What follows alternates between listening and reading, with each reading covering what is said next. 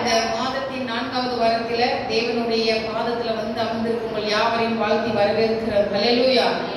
இந்த நாள்ல கூட தேவனுடைய வார்த்தையை உங்களோடு பகிர்ந்து கொள்வதற்கு கர்த்தர் எனக்கு இந்த வாய்ப்பு கொடுத்திருக்கிறார். ஹல்லேலூயா.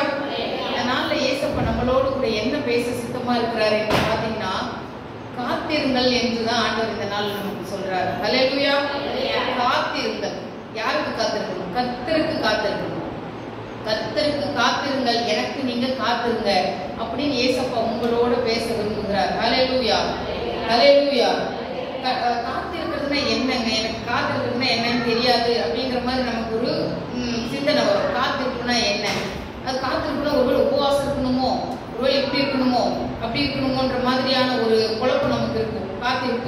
காத்திருக்குன்னா என்னன்னா, ஆண்டவருடைய சமூகத்துல அனுதினமும் நீங்க ஜெபிக்கிறது. இப்போ நீங்க ஒன்று கேட்பீங்க, ஆண்டவரே ஏசப்பா நான் அந்த மாதிரி இந்த படிப்பு படிச்சுட்டு இருக்கேன் ஏசப்பா, நான் டாக்டருக்கு வந்து இந்த மாதிரி நீட் எக்ஸாம் எழுதலான்னு எழுதிட்டு இருக்கிறேன், நான் 5 வருஷமா எழுதுறேன், ஆனா இன்னும் என்னால வந்து அந்த நீட்ல பாஸ் பண்ணி என்னால வந்து டாக்டர் படிப்பு நான் போய் சேர முடியல. இல்ல நான் வீடு கட்டணும்னு ஆசைப்படுறேன், நான் வீடு கட்டணும்னு 2 வருஷமா நான் உங்ககிட்ட ஜெபிச்சுட்டு இருக்கிறேனே, இன்னும் எனக்கு வீடு கட்டுறதுக்கு ஏதுவான காரியம் எனக்கு அமையல. இல்ல எனக்கு திருமணம் ஆகணும்னு நான் பிரயாசப்பட்டு இருக்கேன், எனக்கு நல்ல ஒரு பெண்ணு வேணும் ஆண்டவரே, நல்ல ஒரு மகனை எனக்கு கொடுங்க. இந்த மாதிரி எது வேணாலும் இருக்கட்டும். உங்க கடன் பிரச்சனை, எனக்கு பல வருஷமா இந்த 3 லட்ச ரூபாய் கடன் இருக்குது. நம்ம நினைப்போம் 3 லட்ச ரூபாய் இருக்கு, 10 லட்ச ரூபாய் இருக்கு, அவங்கவுங்க தகுதிக்கு தகுந்தது போல கடன் இருக்கும். இந்த கடன் எல்லாம் கட்டணும்னு நானும் ரொம்ப வருஷமா உங்ககிட்ட ஜெபிக்கிறாண்டவரே, ஆனா எனக்கு அதுக்கான வாய்ப்பே இல்லையே நான் அப்படின்னு சொல்லி நம்ம ஜெபிச்சுட்டு இருக்கிறோம் பாருங்க. ஜெபிச்சு நம்ம கர்த்தர் இடத்துல ஜெபிச்சு உடனே ஆண்டவர் நன்மை செய்வாருன்னு நம்ம நினைப்போம். ஆனா அது நன்மை நடக்காது. நன்மை நடக்கலனாலும் நம்ம ஜெபிச்சுக்கிட்டே இருக்கோம் பாத்தீங்களா, அதுதான் காத்திருப்பு. ஹல்லேலூயா. காத்திருப்புனா என்னன்னு உங்களுக்கு புரியுதுங்களா? இதுதான் காத்திருப்பு. கர்த்தருடைய சமூகத்துல அவரையே நம்பி நம்ம அவரோடு கூட நம்ம ஜெபிச்சுக்கிட்டு இருக்கிற காரியம் தான் காத்திருப்பு. இந்த காத்திருப்பை பத்தி தான் இந்த நாள்ல நம்ம பார்க்கிறோம். ஹல்லேலூயா. நீங்க இப்போ வாழ்க்கையில சந்தோஷமா இருக்க வேணும்னா காத்திருக்கணுமா? அவருடைய சமூகத்துல நீங்க காத்திருக்கும் பொழுது உங்களை ஆண்டவர் வந்து சிறப்படுத்தி பலப்படுத்துவார். ஹல்லேலூயா. ஹல்லேலூயா. நீங்க சோர்ந்து போகாதீங்க. அவருடைய பாதத்துல போய் அமர்ந்திருக்கும் போது ஆண்டவர்கிட்ட நீங்க சொல்லலாம், ஆண்டவரே இதுதான் என்னுடைய பயம், இதுதான் என் கலக்கம், இதுதான் எனக்கு கஷ்டமா, இதுதான் என் பயம், இதுதான் என் கலக்கம், இதுதான் என் சோர்வுன்னு நீங்க ஆண்டவர் சமூகத்துல நீங்க போய் சொல்லும் பொழுது கர்த்தர்கிட்ட நீங்க அதை சொல்லி பாருங்க. இதுதான் ஆண்டவர் என் கலக்கம், இதுதான் எனக்கு இந்த பயம் இருக்குது, இந்த சோர்வு இருக்குது, என் வாழ்க்கையில ஏன் ஆண்டவரே கலக்கம் இருக்கு, ஏன் சோர்வு இருக்கு, ஏன் பயம் இருக்குன்னு நீங்க ஆண்டவர்கிட்ட அவர் பாதத்துல அமர்ந்து ஜெபிச்சு பாருங்க. நீங்க ஜெபிக்கிற ஒரே நிமிஷத்துல கர்த்தர் உங்கள் சோர்வை மாத்துவார். உங்களுக்கு என்னன்னே தெரியாது. நான் நல்லா தான் சாப்பிட்டேன், நல்லா தான் தூங்கினேன், நல்லா தான் இருக்கேன், ஆனா ஏதோ ஒரு டயர்டா இருக்க மாதிரி இருக்கு, பலவீனமா இருக்க மாதிரி இருக்கு. இருதய பலவீனமா இருக்கலாம், இல்ல சரீர பலவீனமா இருக்கலாம். எந்த பலவீனமா இருந்தாலும், இல்ல எனக்கு ஏதோ ஒரு பயம், இந்த மாதிரி எனக்கு கனவு வந்துருச்சு, ஐயோ என் பிள்ளைக்கு ஏதோ ஒன்று ஆயிடுமோ, இல்லை என் குடும்பத்துக்கு ஏதோ ஒன்று, இந்த மாதிரியான பயம், கலக்கம், சோர்வு, இந்த மாதிரியான ஒரு சில விஷயங்களை நீங்க உங்களுக்கு மனசுல வேதனை உண்டாக்கும் பொழுது ஆண்டவர் சமூகத்துல போய் அமர்ந்து ஒரு நிமிஷம், ஆண்டவரே எனக்கு இந்த சோர்வு இருக்கக்கூடாது, இந்த பயம் இருக்கக்கூடாது, இந்த கலக்கம் இருக்கக்கூடாது, நீங்க ஆண்டவர்கிட்ட ஜெபிக்கும் பொழுது ஒரே நிமிஷத்துல உங்களுக்கு அந்த பயம் போயிடும், அந்த கலக்கம் போயிடும், அந்த சோர்வு போயிடும். இது எப்பங்க வரும்? கர்த்தருடைய சமூகத்தில் நீங்க காத்திருக்கும் பொழுதுதான் இது உங்களுக்கு வரும். ஹல்லேலூயா. அந்த ஒரே நிமிஷத்துல கர்த்தர் உங்களை இருதயத்தை தைரியப்படுத்துவார், உங்க இருதயத்தை திடமனதா உங்க இருதயத்தை திடப்படுத்துவார். ஹல்லேலூயா. ஆண்டவருடைய சமூகத்துல நீங்க காத்திருக்க அவருடைய பலன், அவருடைய கிருபை எல்லாமே உங்களை சூழ்ந்து கொள்ளும். ஹல்லேலூயா. ஹல்லேலூயா. எத்தனை பேருக்கு தோணி இருக்கு, எத்தனை நாள் தாங்க காத்திருக்கிறது இந்த காரியத்திற்காக, எத்தனை நாள் தான் காத்திருக்கிறது, எவ்வளவு நாள் தான் காத்திருக்கிறது, எத்தனை மாசம் காத்திருக்கிறது, எத்தனை வருஷம் காத்திருக்கிறது. காத்திருந்து என் கண்ணு காலம் தான் போச்சே தவிர ஒன்றும் நடந்த பாடு இல்லை அப்படின்னு நீங்க நினைச்சிட்டு இருக்கலாம். ஆனா காலம் வந்ததுன்னா ஆண்டவர் கண்டிப்பா எழும்புவார். ஹல்லேலூயா. ஹல்லேலூயா. காலம் வந்ததுன்னா ஆண்டவர் எழும்புவார்.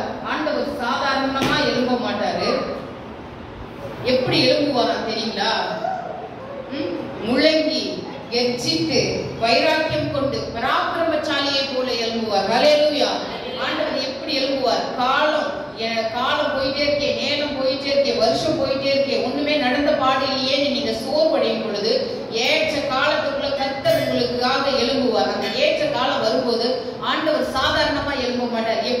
எழும்புவார்? சொல்லுங்க பார்க்கலாம்.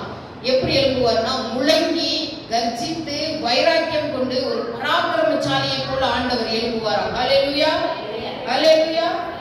அவர் எழுப்பிட்டார். உங்க வாழ்க்கையில நீங்க காத்திருந்து ஜெபிச்சு உங்களுக்காக ஏற்ற நேரம் ஆண்டவர் ஒரு நேரம் வச்சிருப்பார் உங்களுக்காக. இந்த நேரத்துல தான் என் பிள்ளைக்கு நான் நன்மை செய்வேன் ஒரு நேரம் வச்சிருப்பார்.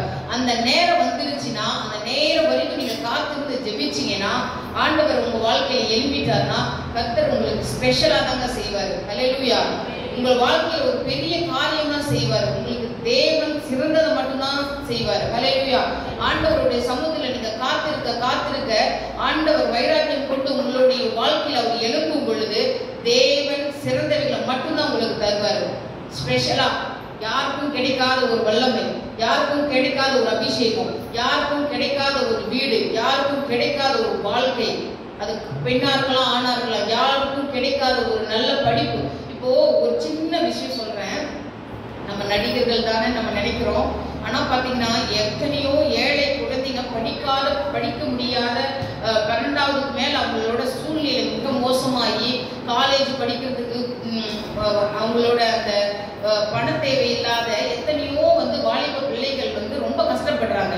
ஆனா அது எத்தனையோ தொண்டு நிறுவனங்கள் அதை செய்யறாங்க. ஆனா அந்த நடிகர் சூர்யா இருக்காரு பாருங்க, அவரு என்ன பண்றாரு தெரியுங்களா?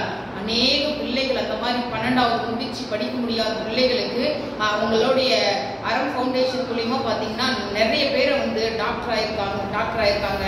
அதே மாதிரி பாத்தீங்கன்னா ஃபிளைட் ஓட்டுறாங்க, கேட்டரிங்ல பெரிய செஃப்பா இருக்காங்க, இன்னும் எவ்வளவோ இருக்காங்க எனக்கு தெரியல. பட் இந்த மாதிரியான நிறைய பேரை, லட்சக்கணக்கான பேரை அவர் படிக்க வச்சிருக்கிறாரு. அந்த மாதிரி சாதாரண மனுஷன். இப்போ நான் அதை எது சொல்ல வரேன்னா, பிள்ளைங்க 12வது முடிச்சுட்டு எவ்வளவோ படிப்புக்காக காத்திருக்காங்க, நீட் எக்ஸாமுக்காக காத்திருக்கிறாங்க.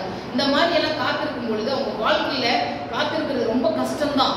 அதிக நாள் நம்ம காத்திருக்க நம்ம இருதயம் ரொம்ப வேதனைப்படும். ஆனா காத்திருந்து அவங்களுக்கு ஆண்டவர் வழி திறந்தாருன்னு இந்த மாதிரி தான் ஏதாவது ஒரு வழியை திறந்து அவங்க பாருங்க. இப்ப நிறைய பசங்க சும்மா மலைவாழ் மக்கள் எல்லாம் பாத்தீங்கன்னா எனக்கு பெரிய பெரிய படிப்பை படிச்சுட்டு உலகத்துல இருக்கிற நாடுகளுக்கெல்லாம் பயணிச்சுட்டு இருக்கிறாங்க.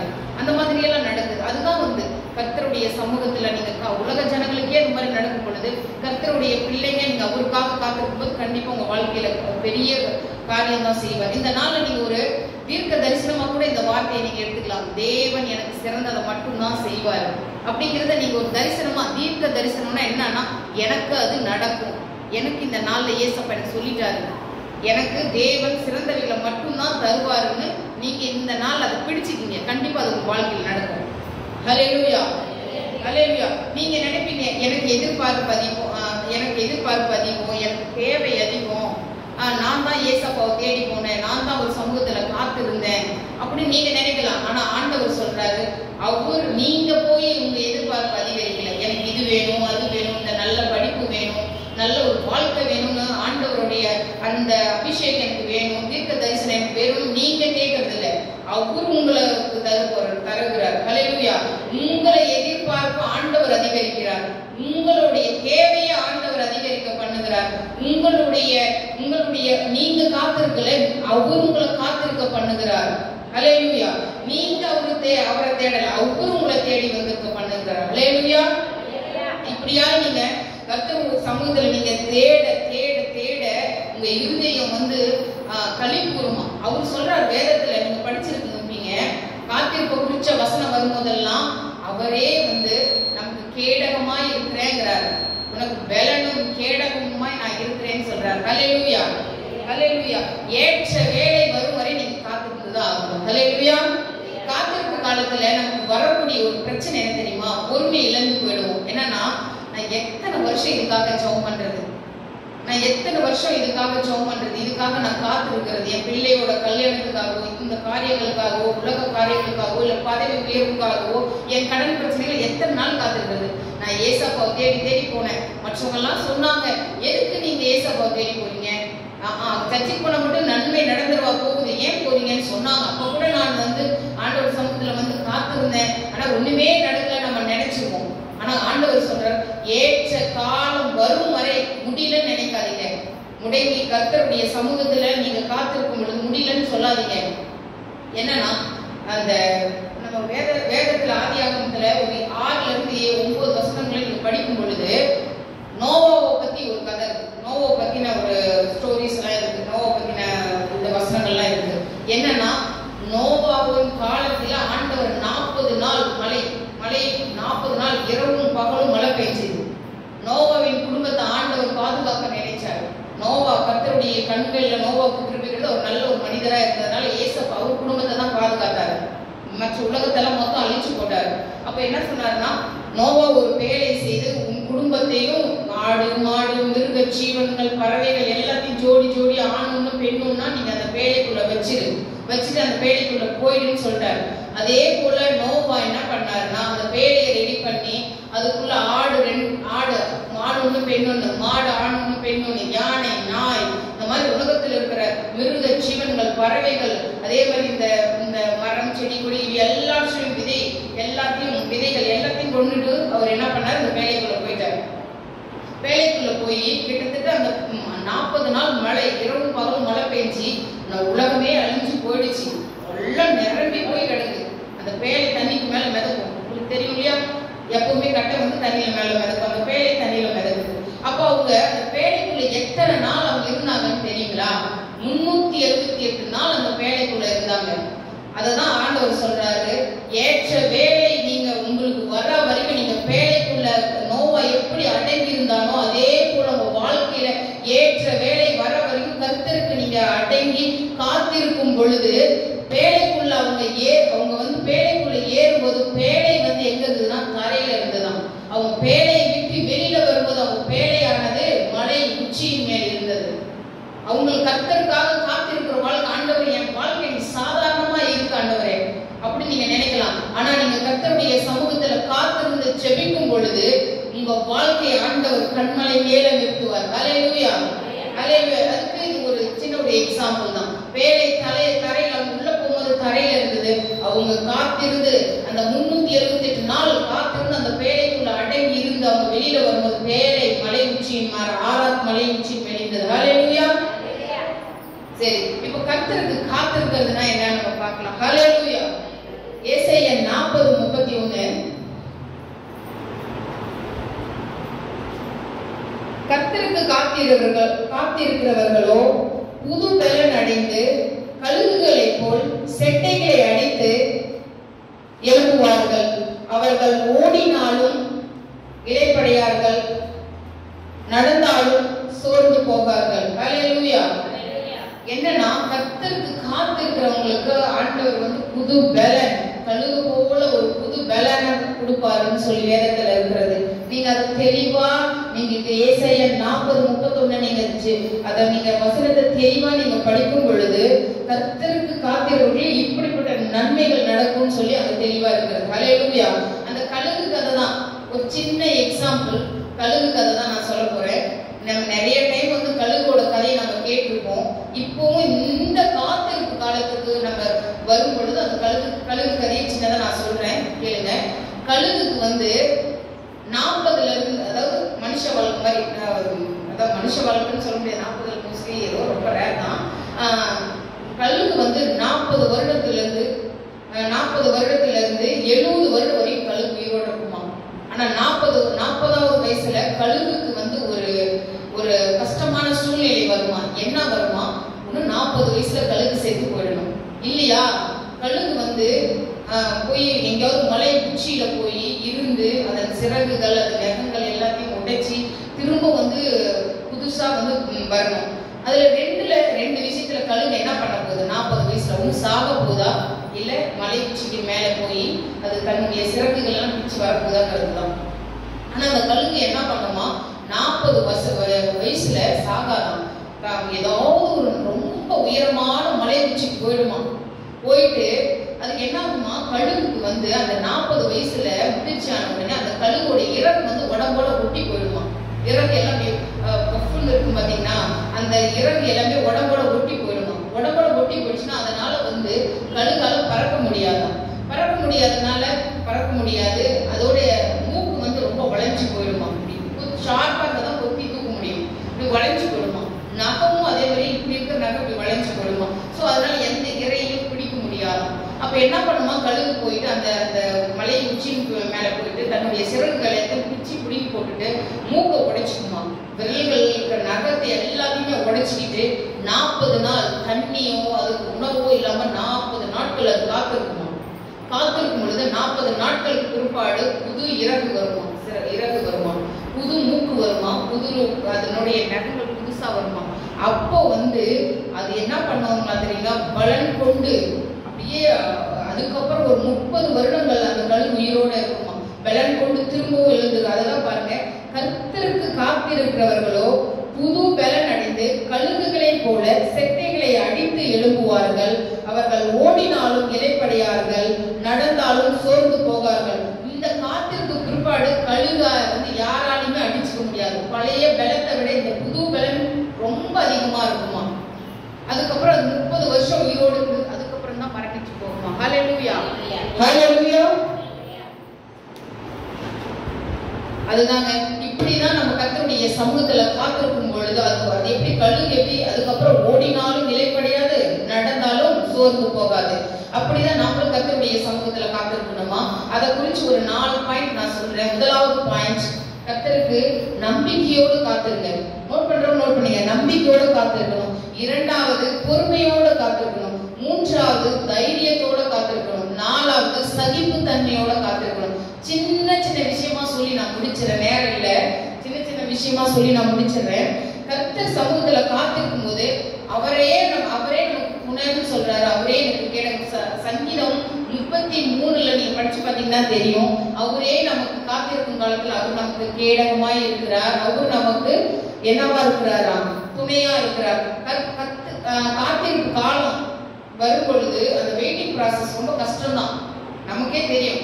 எவ்வளவு நாள் ஜெபம் பண்ணி நடக்கலன்னா நம்ம என்ன பண்ணுவோம், ரொம்ப சோர்வு போயிடுவோம். என்ன பண்ணுவோம், எனக்கு ஜெபமும் வேண்டாம், ஒன்றும் வேண்டாம், எனக்கு நல்லா முடியல, நான் சர்ச்சுக்கே போக மாட்டேன். எவ்வளோ பேர் அந்த மாதிரி நம்ம பார்த்துருக்கோம்.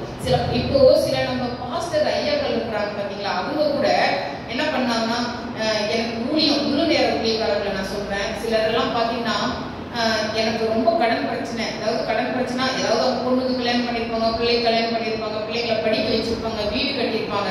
அவங்க முக்கியமான தேவை தான் நான் சொல்றேன். மற்ற அதாவது கார் வாங்கினா அதை வாங்கின இதை வாங்கினாங்கிறவங்கள நான் சொல்ல வரல.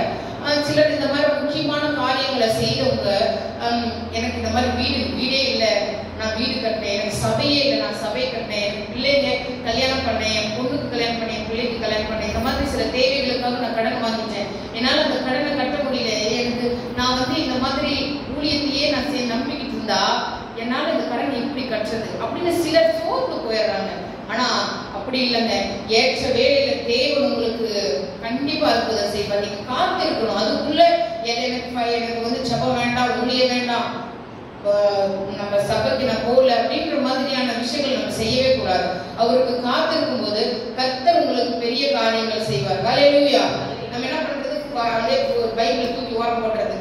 ஆனா ஆண்டவர் திரும்பவும் உங்களை அந்த பைபிளை எடுக்க வைப்பார், தூச தட்ட வைப்பார், வேதத்தை படிக்க வைப்பார், உங்களை காத்திருக்க வைப்பார். ஏன்னா உங்களுக்கான தரிசனம் இருக்கு, உங்களுக்கான திட்டம் இருக்கு. உங்களை காத்திருக்க பண்ணி அவருடைய தரிசனங்களின் திட்டங்களையும் உங்க வாழ்க்கையில நிறைவேற்றியே தீர்வார். ஹல்லேலூயா, ஹல்லேலூயா. அதே மாதிரி அந்த வெயிட்டிங் ப்ராசஸ் ரொம்ப கஷ்டம் தான். அதுதான் நம்ம வேதத்துல ஒரு சின்ன விஷயம் இருக்குது. அதிக நாள் காத்திருக்கிறது நம்ம இருதயத்தை சோர்வாக்கிடும். நம்ம வேதத்துல இருக்கிற வசனம், அதிக நாள் நம்ம காத்திருக்கும் பொழுது நம்ம இருதயம் ரொம்ப சோர்ந்து போயிடுவோம், பலவீனமா ஆயிடுவோம்.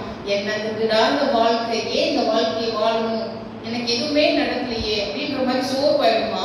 ஆனா நம்ம வேதத்துல வசனத்தின் முதல்ல தாங்க இந்த மாதிரி கஷ்டமா இருக்கும். அதிக நாள் காத்திருப்பது இருதயத்தை சோர்வாக்கிடும்.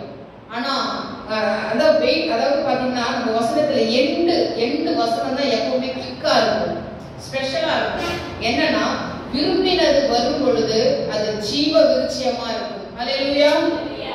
அதிக நாள் காத்திருப்பது இருதயத்தை இழைக்க பண்ணும், ஆனால் முடிவுல ஜீவ விருட்சமா இருக்குமா.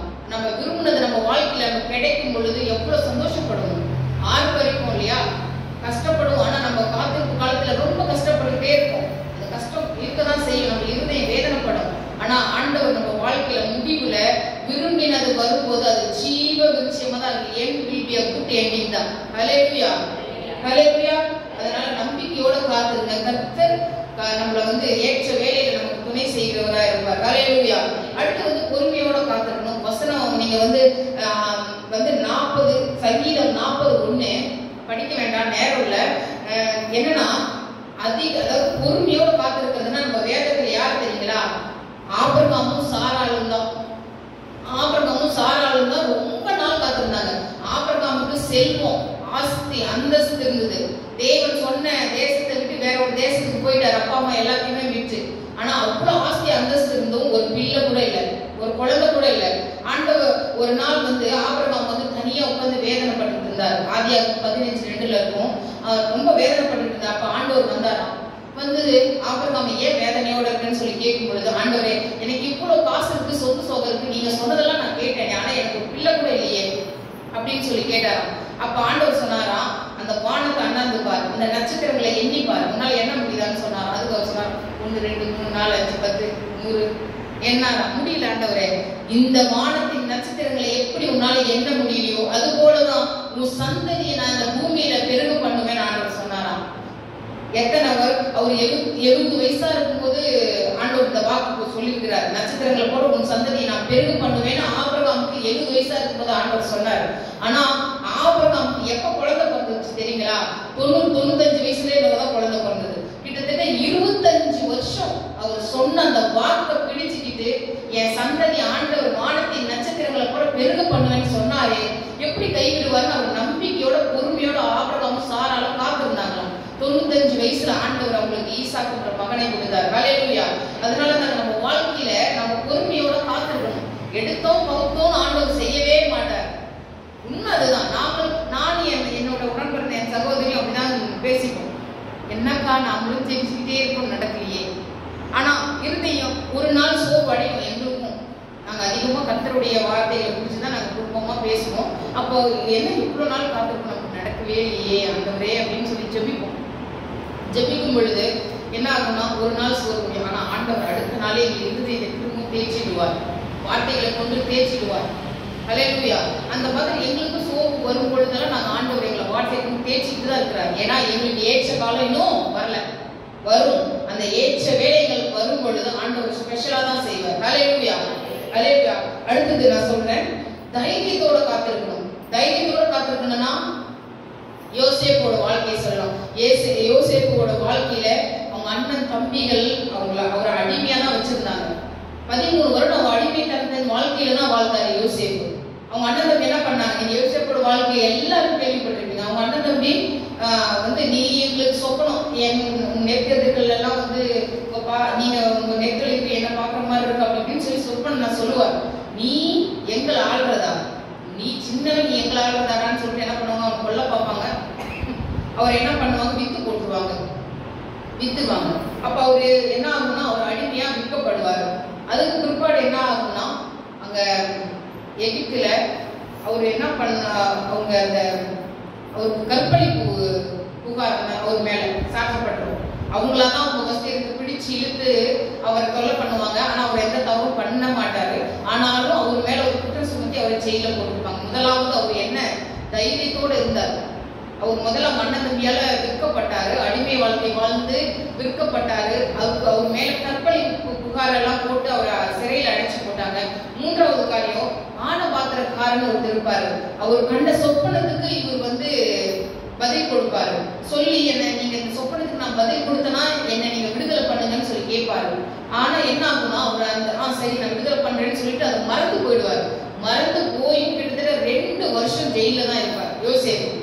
ஆனா அப்படிப்பட்ட யோசேப்பு, ஆனா நீங்க வேதத்துல படிச்சு பாருங்க, கர்த்தர் அந்த யோசேப்பின் அதிகாரம் அந்த முடிகிற வரைக்கும், யோசேப்பை குறித்த காரியங்கள் முடிகிற வரைக்கும் கர்த்தர் யோசேப்போடு இருந்தார். கர்த்தர் யோசேப்போடு இருந்தாருன்னு தான் வரும். ஏன்னா இவ்வளவு பாடுகளையும் அவமானங்களையும் சிறையிருப்புகளையும் அடிமைத்தனத்தையும் பார்த்த யோசேப்பு தாங்க எகிப்து தேசத்துக்கு பிரதம மந்திரியா ஆனாரு. ஹல்லேலூயா.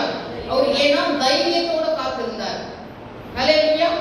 அவர் எதனோட காத்திருந்தார்னா, கர்த்தர் எனக்கு என் சொப்பனத்தை நிறைவேற்றுவார் அப்படிங்கிற தைரியத்தோட அவருக்கு வந்த எல்லா பிரச்சனைகளும் சகித்து அவர் தைரியத்தோட காத்திருந்ததுனாலதான் அவர் சிறையிருப்பு மாறி கர்த்தர் அவரோடு இருந்து அவர் அந்த தேசத்துக்கே அவரை வந்து பிரதம மந்திரியாய் மாற்றினார். ஹல்லேலூயா.